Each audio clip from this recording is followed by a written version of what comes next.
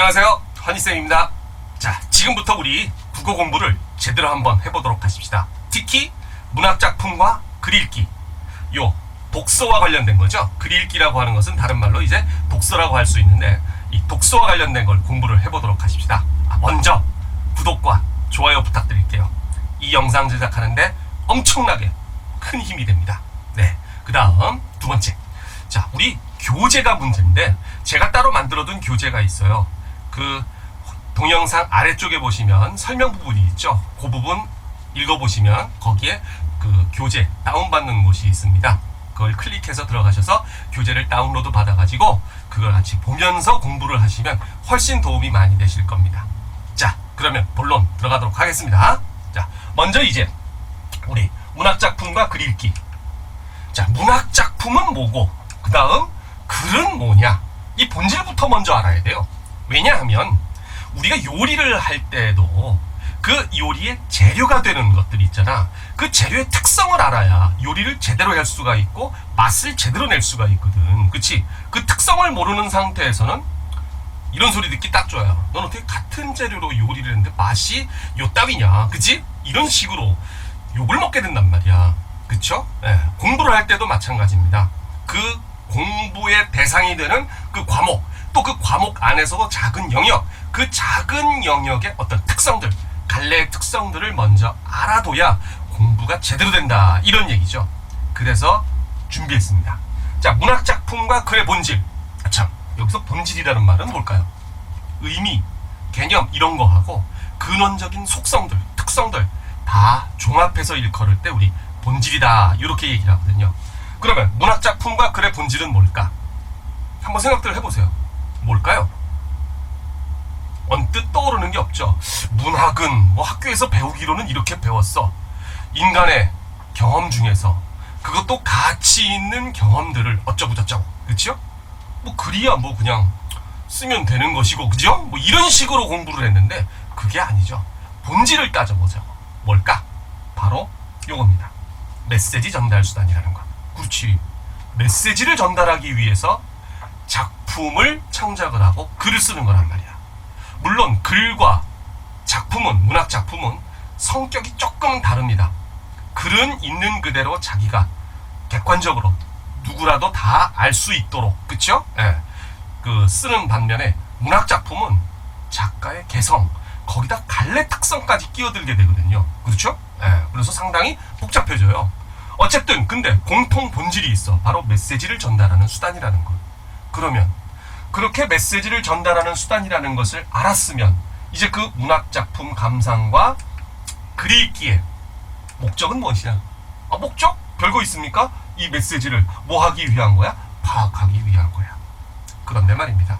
여기서 메시지를 파악하는데 말이에요. 읽기만 하면 바로 100%다 내가 이해할 수 있다 라고 한다면 우리가 이렇게 강의를 하고 또 여러분들은 제 강의를 갖다가 시청을 하고 이럴 필요가 없지. 그냥 이해하면 되는 걸. 근데 그게 잘 안 되니까 문제지, 그지요? 네. 그래서 우리가 지금 이 아까운 시간에, 그치요? 이렇게 공부를 하고 있는 거 아니겠습니까? 자, 그러면 저 메시지를 파악하는데 뭔가 있어, 그쵸? 그게 뭘까? 그냥 메시지만 파악한다고 되는 게 아닙니다. 이 메시지를 파악하기 위해서는요, 기본적으로 3가지 정도를 같이 챙겨봐야 할 것이 있다고요. 그게 뭘까? 이런 겁니다. 첫째, 상황 맥락이라는 거죠. 상황 맥락이라고 하는 것은 또 뭐냐? 이게 2가지가 있는데 말입니다. 요게 한 편의 글이라고 한다면 이 글 안에서 서술하고 있는 상황이 있고요. 글 바깥쪽 상황이 있어요. 글 안에서 전달하려고 하는 메시지가 이제 주제라면 그 주제를 이 글 바깥쪽에 있는 사람들이 받아들일 것이냐 말 것이냐, 그 주제가 타당하냐 타당하지 않느냐, 뭐 이런 것들 있잖니, 그죠? 예, 바로 그런 식이야. 상황이라고 하는 것은 항상 제시문 안에 있는, 즉 작품이나 글이 가지고 있는, 내부에 가지고 있는 상황이 있고 바깥쪽 상황이 있다. 어쨌든 간에, 자, 그러면 비유적으로 한번 얘기를 해볼까요? 이렇게 한번 해봅시다. 친구랑 길을 가라고 있었어. 근데 친구가 저한테 뭔가 물어봐. 야, 허니야, 왜? 1,000원 있냐? 자, 메시지는 뭡니까? 1,000원이 있느냐입니다. 그래서 나는 거기서 예스냐 노냐 대답만 하면 돼. 있으면 있다, 없으면 없다. 그런데 말입니다. 이 메시지 바깥쪽, 그러니까 그 말이 왜 나왔는지를 생각을 해보면 이게 단순하게 1,000원이 있느냐 없느냐만 물어보는 게 아니란 말이야. 그리고 봤더니 아하, 저기 보인다. 뭐뭐 떡볶이. 아, 같이 사 먹자는 거구나. 그쵸? 아하, 1인분 먹기에는 좀 돈이 모자랐나 보지? 나한테 1,000원을 갖다가 물어보게? 그쵸? 아니면 2인분을 사주고 싶은데, 그쵸? 같이 먹자고. 근데 1,000원이 부족했다든지, 뭐 그럴 수도 있잖아, 그치? 어쨌든 간에, 같이 먹자는 얘기란 말이야. 그렇게 바뀐다고. 또, 가다가, 1,000원 있냐? 입을 뜬금없이 또. 똑같은 메시지입니다. 1,000원 있냐? 그리고 주변을 봤더니, 저기서, 빨간 외투를 입고, 빨간 냄비에 걸어놓고, 딸랑딸랑 연말연시에, 그쵸? 모금을 하고 계신 분이 있더란 얘기지. 아하, 모금을 하자는 얘기구나. 기부를 하자는 얘기구나. 이렇게 메시지가 바뀐단 말이죠. 그쵸? 상황 맥락을 파악해야 돼. 글 안에서 또는 작품 안에서의 상황과 그 바깥쪽 상황. 그쵸?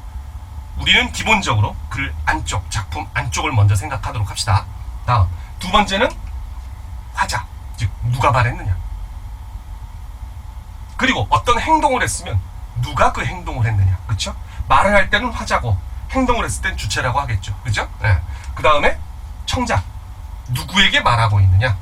또 누가 그 행위를 당하고 있느냐. 그쵸? 네. 그런 것들. 그 다음 세 번째는 뭘까요? 반응을 봐야 돼. 즉, 이 화자는, 이 주체는 어떤 반응을 기대하고 말을 했으며 행동을 했을까. 또 이 청자는, 이 객체는 그 화자나 주체의 말이나 행동을 어떻게 받아들이고 그것이고, 그리고 또 어떻게 반응을 보였는가. 이 반응이라고 하는 것은요, 태도나 또는 심리까지도 다 포함하는 거죠.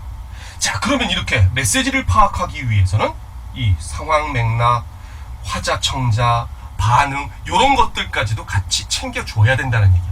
이게 연습이 안 되면 팍팍팍팍 떠오르질 않는단 말이죠. 그게 좀 연습이 돼야 돼. 왜 우리 친구들이랑 같이 영화 보러 갔을 때 그런 사람 있잖아. 그런 친구 있잖아. 영화 똑같이 다 같이 봤어. 졸지도 않았어.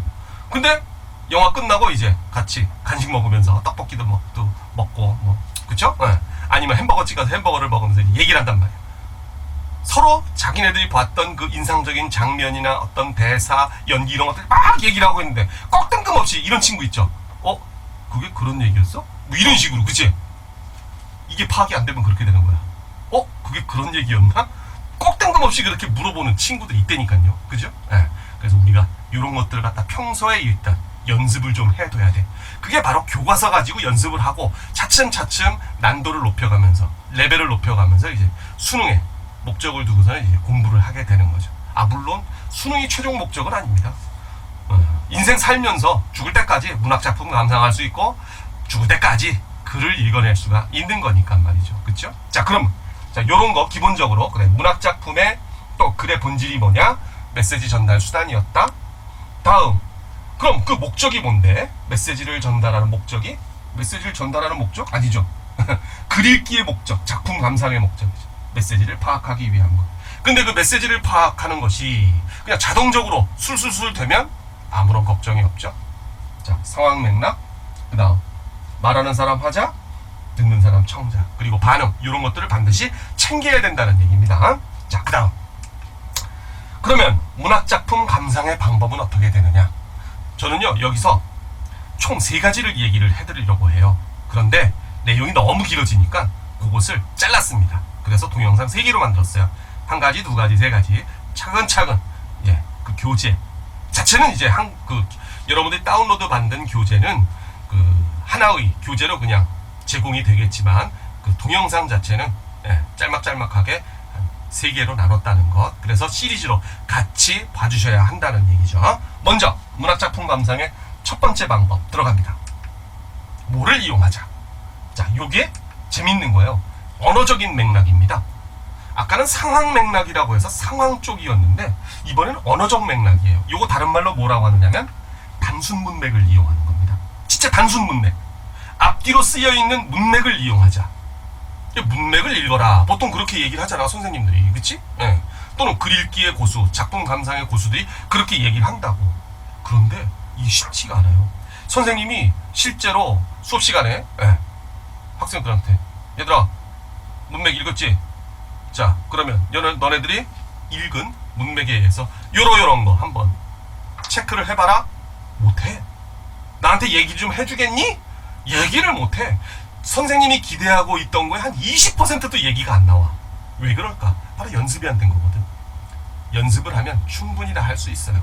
아니, 우리 솔까말 솔직히 말해서 이런 거 한번 생각해보자. 저는 이제 국어를 가르치고 있지만 수학 선생님 예를 들어보자고. 이 세상의 수학 선생님들은 세상에 출제된 모든 문제들을 다 공부를 했을까요? 다 풀어봤을까요? 또는 다 암기를 하고 있을까요? 전혀 아니겠지? 그럼 이제 국어 쪽으로 와서, 그래, 국어 선생님들, 우리나라에서 발표된 문학작품들 다 읽어봤을까? 다 공부해봤을까? 모든 문제 다 풀어봤을까요? 아니죠. 근데 수학 선생님이든 국어 선생님이든 학생들이 생전 처음 보는 문제집을 갖고 와가지고 띵 질문한단 말이야. 그럼 조금 살펴보시다가 술술술술 풀어주시거든. 비결이 뭘까? 아니, 다 풀어보지도 않고 다 외우지도 못했다며. 그치? 당연한 거 아니야? 근데 어떻게 풀어줄까요? 비결이 뭘까요? 비결 딴 거 없어요.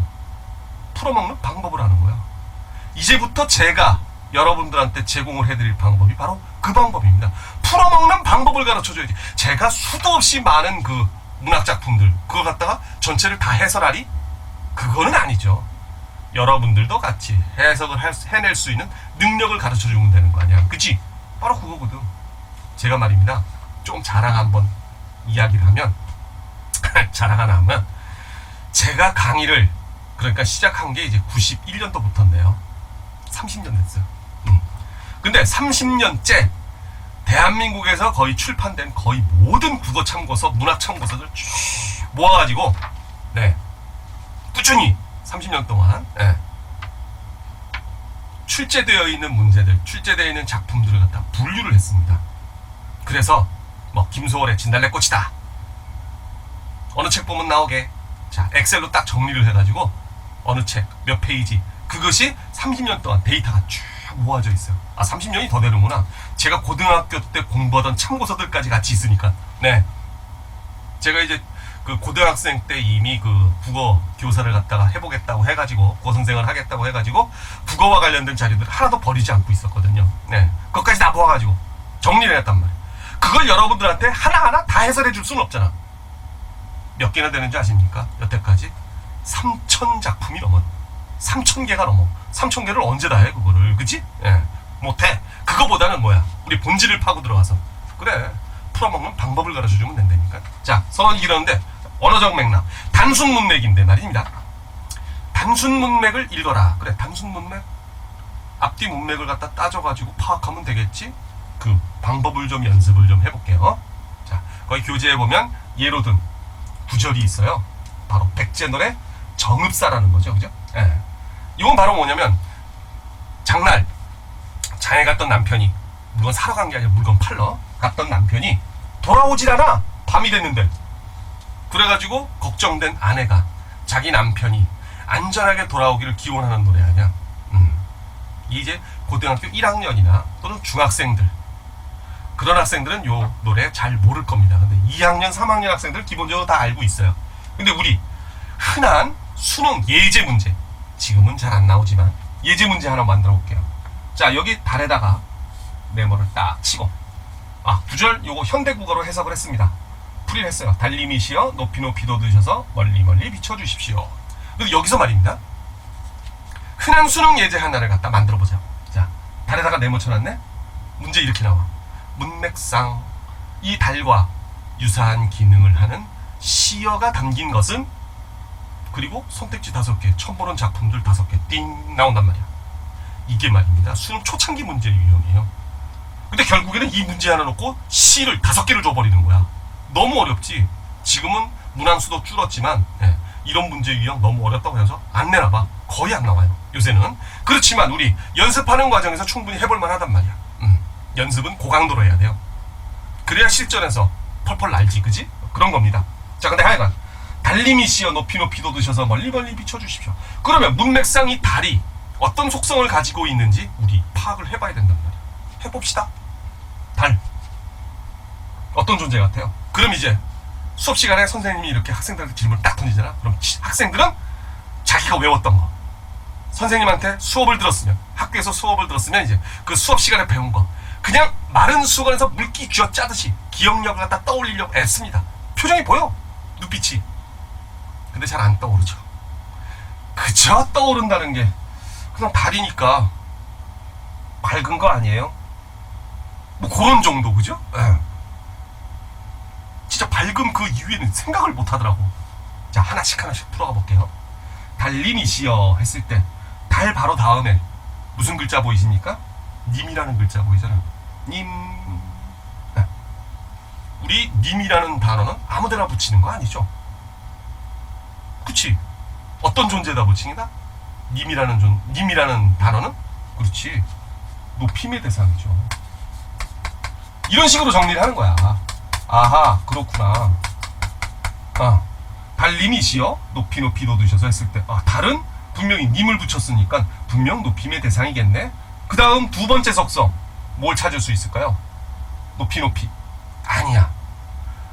옆에 쓰여 있는 글자는 죄 긁어내야 돼. 자, 님 다음에 어떤 표현 보여요? 이시여. 그치? 이시여.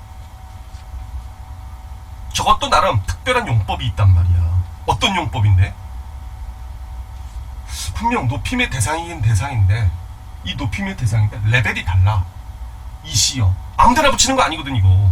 생각해봐. 내가 용돈이 암만 급하다고 해서 아버지한테 아버님 이시여 이렇게 안 붙인단 말이야. 그치? 응. 그렇잖아, 그죠? 네. 내 성적을 총괄하는 우리 선생님들, 학교 선생님들, 내 목숨줄을 쥐고 있는, 칼자루를 쥐고 있는 분들이란 말이야. 그렇다고 해서 선생님이시여 이렇게 안 부르잖아. 그치? 네. 어떤 존재다 붙이나? 그렇죠. 이거는 최고 하이 레벨이야. 그쵸? 바로 뭐냐면 신이나 임금 이런 존재다만 붙인단 말이야. 그쵸? 신이시여? 왕이시여? 오 마이 러드. 그죠? 네. 왕이시여 이런 식으로. 네. 신과 왕의 공통점이 있어요. 뭘까요? only one. 하나만 존재한다는 거지. 그걸 우리는 뭐라고 하느냐면 절대적 존재다. 이렇게 얘기하는 겁니다. 절대적이라는 말은요, 대신할 만한 존재가 없다는 얘기예요. 그래서 높임의 대상이긴 한데, 어떤 높임의 대상? 절대적인 높임의 대상에게 님과 이시여 이렇게 붙는 거란 말이야. 이해되지? 자, 그럼 뭐지? 달이라는 대상, 첫 번째 속성 높임의 대상이라는 거, 그것도 절대적으로 문맥상 규정이 돼버렸단 말이죠. 그 다음 두 번째, 높이 돋는데요. 높이 때 높이 있으니까 높임의 대상도 되지. 그 다음 또 한 가지, 또 뭐가 있을까? 높이 있으니까 우리 뭐 해야 돼? 우러러봐야죠. 우러러보는 대상이다. 그래, 우러러보고 있잖아. 산 넘어, 동쪽 산 넘어서 뚝 달 떠오를 때도 벌써 우러러보고 있단 말이야. 그치? 높이 돋으셔서. 그 다음 세 번째, 돋아오른다. 아, 움직임이네. 그쵸? 움직이는 존재. 야, 별거 다 있다. 그쵸? 차근차근 풀어먹는 겁니다, 이렇게. 그 다음 높이 돋았다, 우러러본다, 움직이는 존재다. 그 다음 또 뭐가 있을까? 또 찾아보세요. 뭐가 있을까요? 높이 돋으셔서 우러러보는 대상, 움직이는 존재. 에헤이, 쉬운데. 높이 있으니까 나는 여기 있고 다른 저기 있고 뭐가 있어? 무슨 감? 그치, 거리감을 지닌 존재가 되는 거지. 이해되십니까? 거리감을 지닌 존재. 엄마, 그러네. 그쵸? 되죠? 그러네요. 그 다음 돋으셔서 멀리 비춰주십시오. 야, 여기 비춰달라네. 그래서 다섯 번째 속성 뭐가 있습니까? 빛, 밝음. 그래, 요건 아까뿐만이 아니라 많은 학생들이 대부분 제시하는 속성입니다. 밝음. 근데 이거 빛과 밝음 요것만 얘기하는 게 아니야. 밝음을 주시는 존재죠. 이해되지? 그러네. 우와, 굉장히 많다. 이걸로 끝? No? 이거 말고 또 있어요. 뭐가 있는데, 비춰주십시오 할 때 뭐해 주십시오. 바로 소망을 들어주는 존재라는 거죠. 소망을 들어주는 존재. 엄마, 대단한데? 어때요? 우리 요 간단한 한 줄 표현에서 달의 속성 이만큼 많이 긁어냈단 말이야. 여러분들 못 믿겠으면 서점 가가지고 문학 참고서 아무거나 뒤져보세요. 그리고 정읍사 찾아가지고 달 밑에 몇 가지나 메모가 되어 있는지, 조그만 글씨, 파란 글씨, 빨간 글씨 이렇게 막 적어놓잖아. 참고서 보면, 그죠? 얼마나 쓰여져 있는지 한번 보세요. 이거보다 많이 쓰여 있는 책 없습니다. 자신 있게 얘기합니다. 없습니다. 있을 수가 없어요. 네. 근데 이제 여러분이랑 저랑 어떻게 이 방법을 깨우쳤잖아. 연습하면 여러분들도 충분히 그래요. 참고서 레벨을 뛰어넘을 수 있는 학생들이 될 수 있는 거예요. 이해되겠지? 연습하면 됩니다. 또 추가해볼까? 이런 거 다 종합하면 뭐가 되는 줄 아니? 우리 문화에서 천지신명이라는 존재가 됩니다. 천지신명. 이해되죠? 바로 그런 식입니다. 자, 이렇게 우리가 문맥을 통해서, 이게 문맥이 말은 쉬워도 이게 연습이 훈련이 돼야 돼. 자, 앞뒤 쓰여있는 글자 뭐라고 쓰여있지 하나하나 꼼꼼하게 따져가면서 긁어내는 거야. 의미들을. 자, 요건 요렇게 표현되어 있으니까 요런 식으로 의미를 추출해낼 수 있겠구나, 요런 식으로 추출해낼 수 있겠구나, 이런 식으로 말이죠. 이해되시죠? 자, 그러면 우리 요거는 진짜 그냥 하나의 예시고요. 이제 본격적으로 문학작품을 통해 가지고서 한번 제대로 한번 연습을 해보도록 하십시다. 네. 이번에는 그 아래 김영랑 선생의 모라니 피기까지는 이라는 시를 가지고 한번 공부를 해보도록 하겠습니다. 자, 우리 지금 뭐 하고 있는 상황입니까? 문맥을 통해서 속성을 뽑아내는 거야. 그치? 예. 이 모라니 피기까지는 이라는 시를 이미 학교에서 공부한 학생들도 있을 텐데 말입니다. 자, 제 설명과 한번, 그리고 여러분들이 공부한 내용이랑 한번 비교를 한번 해보세요. 어떤 식으로 이제 선생님이 풀어먹는지 봐봐요. 자, 작품 읽어가보도록 하겠습니다. 모라니 피기까지는 했습니다. 모라니 피인데, 그래요. 모라니 피기까지는 나는 아직 나의 봄을 기둘리고 있을 테요. 자, 여기까지 두 줄 봤어요. 근데 여기서 나는 아직이라고 했다? 아직 뭐뭐하고 있다. 그러면 지금 이 순간에 막 시작한 행위가 아니라는 거죠. 자, 그건 이제 좀 제껴두고 모란에 집중을 한번 해보자고요. 아직 나의 봄을 기둘리고 있을 테요. 모란은 언제 피는 꽃이야? 봄에 피는 꽃이야. 봄을 기다리고 있다고 그랬잖아. 자, 그러면 우리가 여기서 가장 중요한 게 이 모란의 속성인데, 모란의 속성을 정리를 한번 해보자. 첫째, 지금 나처럼 기다림의 대상이다. 그치? 기다림의 대상이다. 그래요. 근데 기다림의 대상이라고 하는 것을 정리를 해 놓는 순간 우리는 기다리고 있는 게 꼭 모란이, 아니 모란만이 아니라는 것도 우리 같이 알 수 있잖아. 문맥상으로는 뭐를 기다리고 있다고 했어요? 봄을 기다리고 있다고 했어요. 그래서 이 기다림의 대상이 봄과 같은 거야. 모란의 속성, 첫 번째 기다림의 대상이다. 근데 봄도 같이 기다리고 있다. 이런 얘기가 되는 거죠. 기둘리고 있을 테요. 두 번째, 모란의 속성 나옵니다. 모란이 뚝뚝 떨어져 버린 날. 자, 두 번째 속성 나왔네요. 옛말에 이런 표현이 있습니다.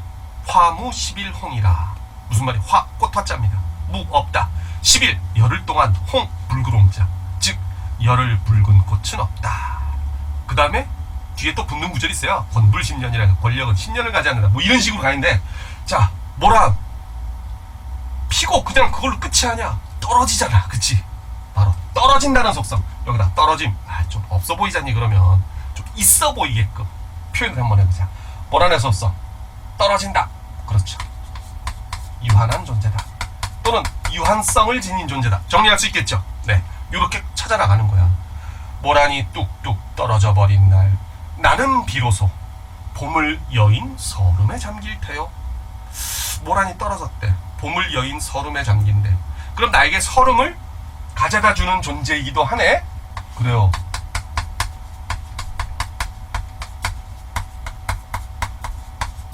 그걸로 끝나는 게 아니야.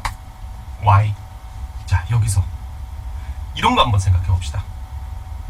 우리가 보통 봄이라고 하면, 계절상으로 봄이라고 하면 보통 우리는 3월, 4월, 5월을 봄이라고 하잖아. 그치? 그런데 모란꽃은 끽해봐야 닷새 정도 피어 있을라나? 아니, 닷새도 길다. 한 2, 3일 피어 있다가 이제 꽃이 떨어지기 시작하면서 땅바닥에 흩어져 있는 꽃잎이 완전히 사라질 때까지 한 5일 정도 걸리겠지. 그렇죠?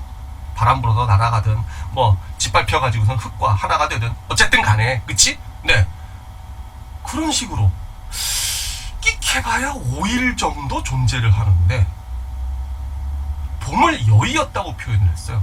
자, 이 구절에서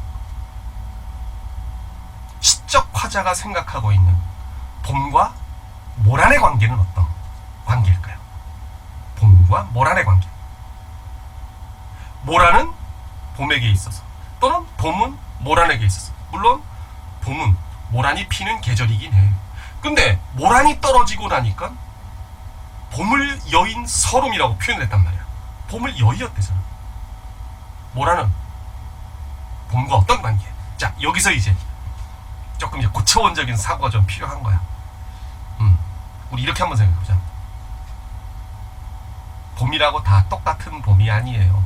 뭐가 없으면? 모란이 없으면. 강력한 힌트인데 한번 생각해보세요. 모란과 봄의 관계. 이렇게 볼 수 있지. 바로 모란이 없으면 봄은 의미가 있다 없다? 그렇지, 없다. 누구한테? 이 화자한테. 아, 그렇구나. 그러면 모란은 이 봄과의 관계가 어떻게 설정이 될까요? 이렇게 설정이 되는 거지. 봄을 뭐하게 하는 존재? 의미 있게 하는 존재. 그죠? 어머, 그러네. 봄을 의미 있게 만들어주는 존재가 바로 모란이군요. 그쵸? 넷째 줄까지 읽었을 때 그렇게 규정이 된 거야. 이 시 안에서 문맥상으로. 그지? 네. 그 다음 5월 어느 날 그 하루 무덥던 날. 왜 덥겠어? 아, 자기가 좋아하는, 자기가 기다리던 모란이 피었다. 그래서 좋아했는데 떨어져 버렸잖아. 그치요? 그래서 더워졌다. 뭐 그것도 말은 됩니다. 근데 봐봐, 봄을 의미 있게 하는 존재가 모란이라니까. 모란이 없어졌어? 그럼 봄이 다 가버린 거야. 봄 다음엔 무슨 계절? 여름이잖아. 그러니까 더울 수밖에 없지. 이 사람에게는 그냥 바로 여름이 와버린 거야. 모란이 떨어지면서 그냥 여름과 다를 게 하나도 없어. 그냥 고생하고 덥고, 그죠? 목이 물리고 짜증나고, 그렇지? 그렇게 되는 거야. 자, 그 다음 떨어져 누운 꽃잎마저 시들어 버리고는 천지의 보라는 자취도 없어지고, 어머, 뻗쳐오르던 내 보람 서운케 무너졌느니. 어머, 여기서의 논리. 모란이 피었다 떨어지면서 네, 보람도 뭐해졌다? 무너졌다. 그러면 다섯 번째 모란의 속성 뭐가 제시됩니까? 바로 내 삶의 뭐야? 보람이었다. 이런 얘기가 되는 거죠. 내 삶의 보람. 모란은 바로 내 삶의 보람이었던 것이지. 그렇군요. 내 보람 서운케 무너졌느니 모란이 지고 말면 그뿐 내 한 해는 다 가고 말아. 엄마, 아까는 뭐를 잃은, 뭐를 여인, 봄을 여인 서름 이러더니만 이번에는 한 해가 다 가버렸대. 똑같은 논리로 그러면 여섯 번째 어떤 속성이 제시가 됩니까? 봄을 의미 있게 만드는 존재가 아니라 1년을 의미 있게 만들어주는 존재가 돼버리는 거죠. 그치요? 그렇게 규정이 돼버리네. 이 19절에서. 그렇죠? 내 한 해는 다 가고 말았대. 미치겠다.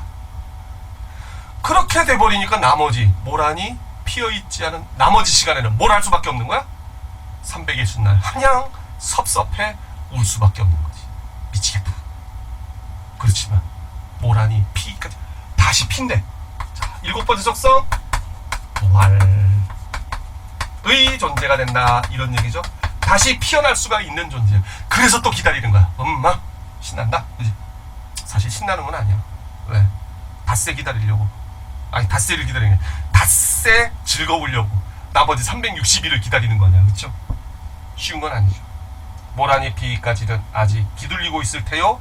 찬란한 슬픔의 봄을. 여기서 이제 역설이 제시가 되는 거야. 찬란한 슬픔의 봄. 뭐냐면, 자, 모란이 핀다. 그러면 삶의 보람이 완성되는 거잖아. 그지? 그럼 이제 찬란할 수밖에 없죠. 근데 모란이 지네? 미치겠다. 삶의 보람이 어떻게 돼버리니까? 무너지죠. 그럼 어떻게 돼? 슬퍼지는 거지. 근데 그 찬란함과 슬픔이 전부 다 어느 계절에 있어요? 봄이라는 계절에 있어요. 그래서 그 봄은 두 가지 속성을 같이 지니고 있는 계절이 된다. 찬란함도 주지만 슬픔도 주는, 예? 찬란한 슬픔의 봄. 그렇지만 나는 그 찬란함, 잠깐 동안의 찬란함을 맛보기 위해서 나는 이 슬픔을 끝까지 지키면서 기다리겠다, 이런 얘기가 되는 거 아니야. 이제 이해되겠죠, 이 시? 예. 그래서 모란의 속성 쭉 한번 정리를 했는데요. 조금 여담으로 이런 얘기 하나 해드릴게요. 이 시가 말입니다, 굉장히 의미가 좀 깊은 시예요. 제가 대학 졸업하기 직전이니까 90년대 초, 또 80년대 말, 그때쯤일 거야. 어느 문학 잡지사에서 그 독자들한테 설문조사를 한 적이 있대요.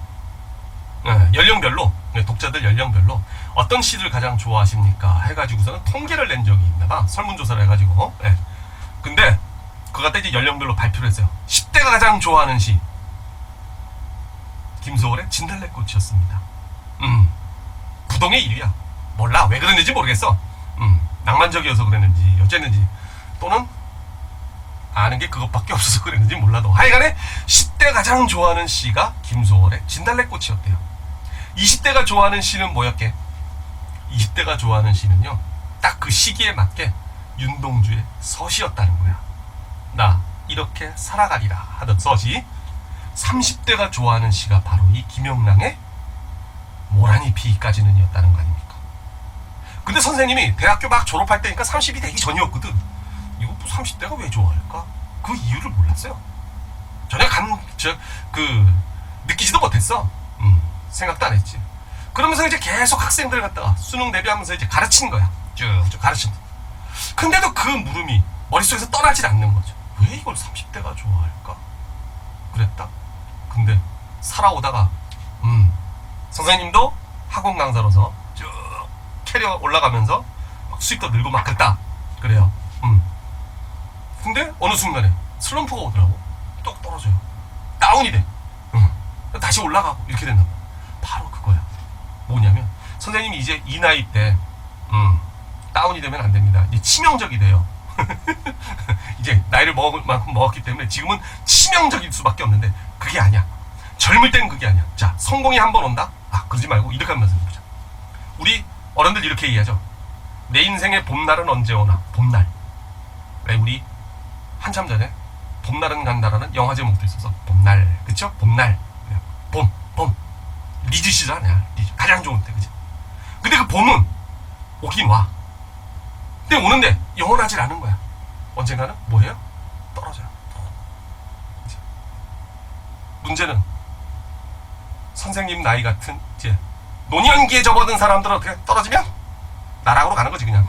근데 30대는 떨어져도 다시 젊으니까 뭐 할 수 있어? 기다릴 수 있어. 뭐를? 반등. 그죠? 바닥치고 다시 올라가는 것을 기다릴 수 있단 말이야. 바로 30대가 좋아하는 이유가 바로 그 이유가 아니었을까? 선생님도 30대를 지나가면서 그 의미를 깨달았다니까. 이 시가 바로 그런 시로구나.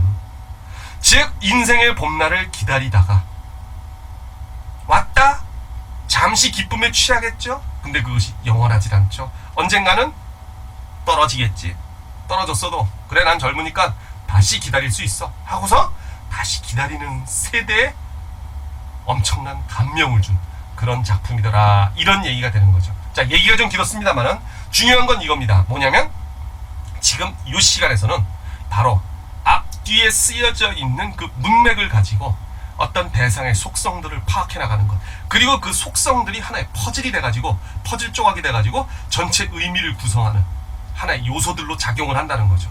바로 그렇게 다른 거 아무것도 없이 일단 문맥만 가지고 파악하는 것, 그것이 첫 번째 메시지를 파악하기 위한 하나의 방법으로 우리가 볼 수가 있다, 이런 얘기죠. 요거 많이 연습하시면 나중에 재밌는 좋은 결과를 가져올 수 있을 거예요.